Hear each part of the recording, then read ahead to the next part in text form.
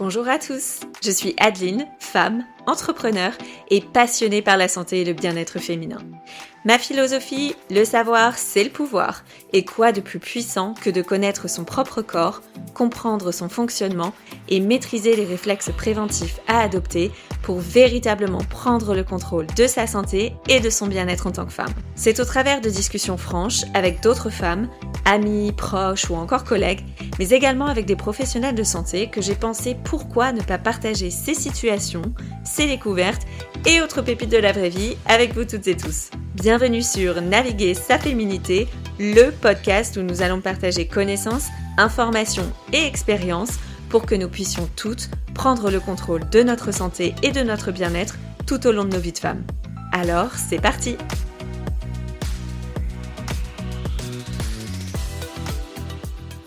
Au cours des dernières années, le microbiome intestinal a fait l'objet de nombreuses recherches scientifiques. La recherche a notamment exploré le rôle de cette communauté microbienne complexe dans presque tous les aspects de la santé, y compris le cancer, la fonction immunitaire et même les maladies neurodégénératives.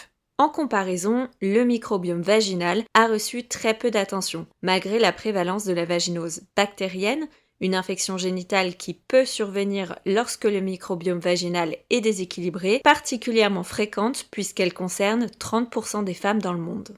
Dans cet épisode, nous allons donc essayer de comprendre ce qui constitue le microbiote vaginal, sa fonction, ce qui peut l'influencer et comment en prendre soin. Le microbiote vaginal, ou encore appelé communément flore vaginale, se caractérise par l'ensemble de microbes présents au niveau du vagin. Il s'agit de bactéries, mais aussi de virus, de champignons et de toutes sortes d'organismes unicellulaires, c'est-à-dire composés d'une seule cellule. La santé de ce microbiome est déterminée par l'équilibre entre les différents microbes présents. Un microbiome vaginal sain est dominé par les lactobacilles. Ces bactéries constituent notre première protection contre les infections. Grâce à la production d'acide lactique, elles contribuent à maintenir un pH acide dans le vagin, généralement compris entre 3,8 et 4,5, et créent ainsi un environnement hostile aux germes et champignons pathogènes susceptibles de déséquilibrer le microbiome et de provoquer des infections. Qu'est-ce qui peut alors influencer notre microbiome vaginal ? Puisqu'il est composé de micro-organismes vivants, le microbiome est sujet à des changements en réponse à des facteurs internes, mais aussi à des facteurs externes. Parmi les facteurs internes, on retrouve notamment l'influence du cycle menstruel. De nombreuses études ont fait état d'un appauvrissement en lactobacilles pendant les règles, lorsque les niveaux d'œstrogène sont au plus bas, et à l'inverse, une recrudescence au moment de l'ovulation. On retrouve également l'influence de la grossesse. Le microbiote vaginal perd en diversité et en richesse, mais augmente sa proportion de lactobacilles.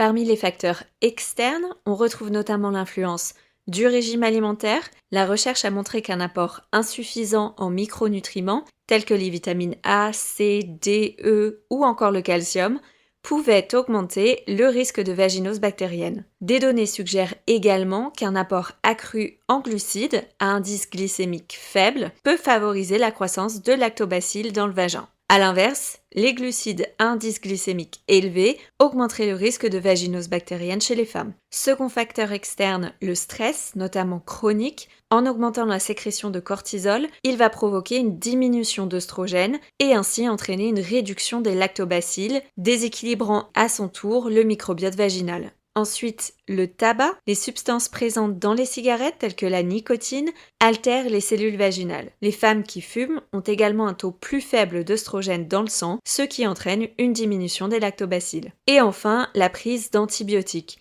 Ces médicaments sont utilisés afin de tuer les bactéries responsables des infections et ne font malheureusement pas de différence entre les bonnes et les mauvaises bactéries, ce qui n'est pas sans conséquence sur l'équilibre vaginal. Comment en prendre soin et promouvoir un bon équilibre vaginal ? Certains gestes à adopter ou au contraire à éviter peuvent vous permettre de prendre soin de votre équilibre vaginal au quotidien.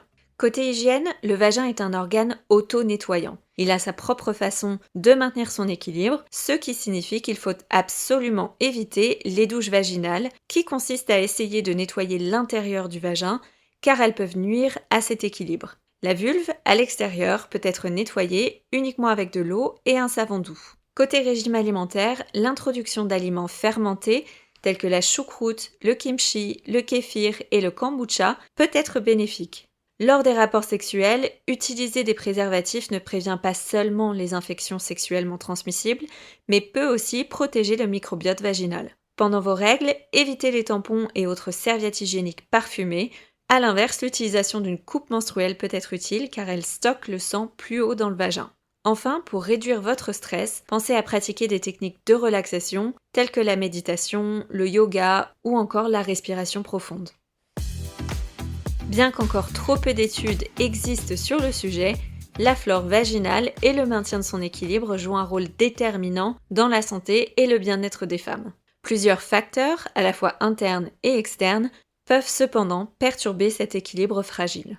Nous avons tous en tête l'importance de prendre soin de son microbiome intestinal, et bien il en est de même avec celui du vagin. Et surtout, si vous avez l'impression que quelque chose n'est pas tout à fait normal, ou bien une sensation d'inconfort qui persiste, brûlures, démangeaisons, parlez-en à un médecin. Beaucoup d'entre nous sont encore mal à l'aise avec le sujet et préfèrent s'auto-diagnostiquer et s'auto-médiquer plutôt que d'en parler, ce qui peut parfois aggraver encore davantage le problème. Pour plus d'infos sur le sujet, je vous laisse tous les liens en description de l'épisode. Si vous avez la sensation d'avoir découvert quelque chose de nouveau sur vous-même, votre corps ou votre santé aujourd'hui, je vous encourage vraiment à partager cet épisode avec les femmes qui vous entourent. Votre expérience et vos réflexions pourraient faire toute la différence dans la vie de quelqu'un d'autre. Pensez à vous abonner pour ne pas passer à côté du prochain épisode. Et si vous avez envie de donner un coup de boost à ce podcast, n'hésitez pas à nous laisser 5 étoiles. À très vite!